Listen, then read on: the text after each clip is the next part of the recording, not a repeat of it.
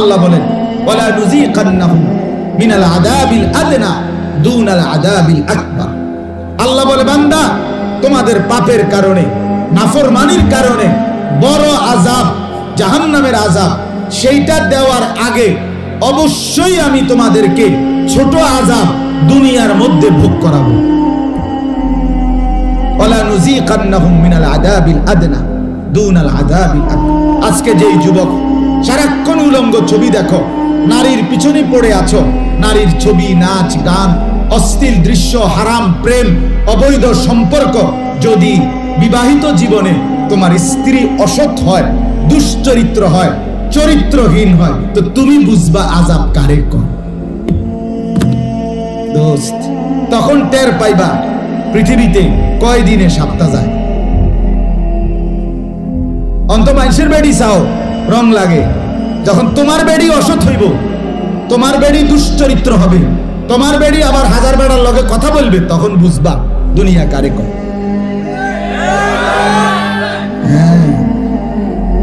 অসংখ্য যুবক যারা আমার সাথে কথা বলে তাদের মূল সমস্যা এটাই বলে, 3 বছর প্রেম করছিলাম, 5 বছর প্রেম করছিলাম, 2 বছর প্রেম করছিলাম, এরপরে বিয়ে করেছি হুজুর, এখন 6 মাস 8 মাস 12 মাস না যাইতেই সংসারটা জাহান্নামের টুকরা, আগুনের কুণ্ডলী, আগুনের কুণ্ডলী। প্রিয় ভাই, অভিজ্ঞতা থেকেই আমি শুনছি, আমি বলছি, অতএব আমরা গুনাহ ছাড়তে হবে, আল্লাহর নাফরমানি ছাড়তে হবে। বাবাদেরকে বলি, আপনারা আপনাদের সন্তানকে গড়া, এটা আপনারা মনে রাখতে হবে আপনাদের জিন্দেগি। আমি যেই আয়াতগুলো পড়ছি, এবার আয়াতগুলোর তর্জমা শুনে তাহলে বুঝবেন যে আমাদের দায়িত্ব কি, কর্তব্য কি। আমাদের পিতা, আমাদের বাবা, আমাদের মহান পিতা হযরত ইব্রাহিম আলাইহিস সালাম আমাদেরকে শিখায়া গেছেন নিজের স্ত্রী, নিজের ছেলে মেয়ে এবং নিজের ব্যাপারে আল্লাহর কাছে কি চাইতে হয়, কি করতে হয়। এইটাই আমি পড়ছি কোরআনুল কারীমের 13 নম্বর পারা, কোরআনুল কারীমের 14 নম্বর সূরা। সূরাটার নাম সূরা ইব্রাহিম। এই সূরার 27, 28, 37, 37, 38, 39, 40, 41, কয়টা হলো আয়াত? 5টা। এই 5টা আয়াত আমি আপনাদের সামনে তেলাওয়াত করব।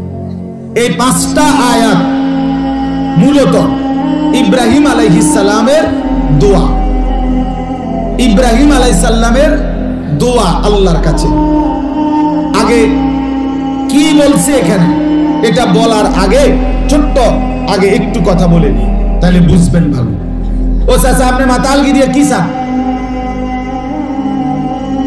জি, হযরত ইব্রাহিম আলাইহিস সালাম, কিছু মানুষ রাস্তায় ডিস্টার্ব করবো, হই হুল্লোড় করবো, হাঙ্গামা, সবাই এক লগে ভালো হয়ে গেলে এরপরে সমাজের মধ্যে বিশৃঙ্খলা করবো কি? কথা বুঝেন? কিছু অপদার্থ থাকবে, আরো বললেও কিছু আকামলা থাকবে। এই লইয়াই চলতো, এই লইয়াই চলতো।